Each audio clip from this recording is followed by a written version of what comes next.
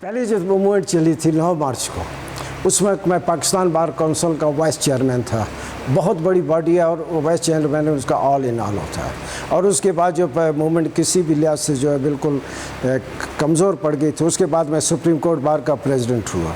तो दोनों सूरतों में, शुरू में और आखिर में, मेरी ज़िम्मेवारी बनती थी कानूनी तौर पे, अखलाकी तौर पे बैसियत एक वकील के, बैसियत एक पॉलिटिकल एक्टिविस्ट के, मेरा राइट बनता था। और अपने साथियों के साथ मिलकर हमने मूवमेंट चलाई और आपने देखा वो इंतहाई कामयाब मूवमेंट हुई, इसने अपने मकासद हासिल किए।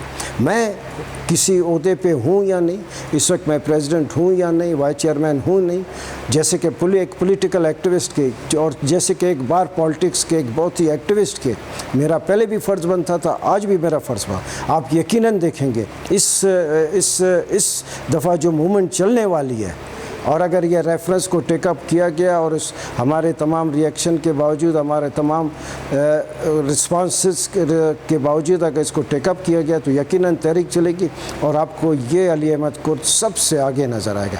मेरे लिए किसी ओहदे को होल्ड करना नहीं करना मेरे नज़दीक बेमानी है। और तमाम पाकिस्तान के वकला ये चाहते हैं कि इस मूवमेंट में मेरी वही पार्टिसिपेशन हो जो कि पहले चौधरी इफ्तिखार वाली मूवमेंट में थी।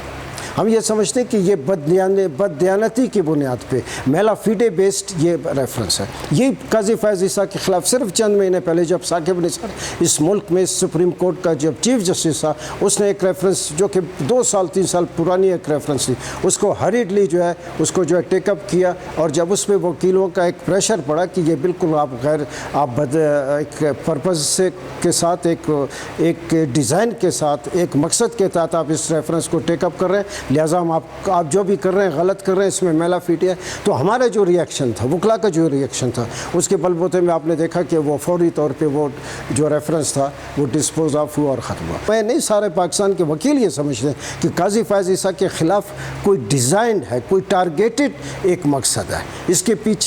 इसके पीछे बहुत ताकतें मौजूद हैं। इसके पीछे बड़ी मिसाल के तौर पे आप देखें, हुकूमत का कोई जवाज़ नहीं बनता इस रेफरेंस को फ़ाइल करने का, मगर हुकूमत ने इस रेफरेंस को फ़ाइल किया। और सुप्रीम को बज़ाहिर हम ये समझते हैं कि काजी फैज़ ईसा ने जो जजमेंट्स दिए हैं, जिस तरीके से उनकी सोच है, उन जजमेंट्स की बुनियाद पे, जबकि उसकी दी हुई जजमेंट जो फैज़ाबाद धरना के हवाले से है, उसमें अब तक बहुत अजीब बात है कि 5 रिव्यू पिटीशन जो है फ़ाइल हो चुकी हैं, हालांकि ऐसे पहले कभी नहीं हुआ।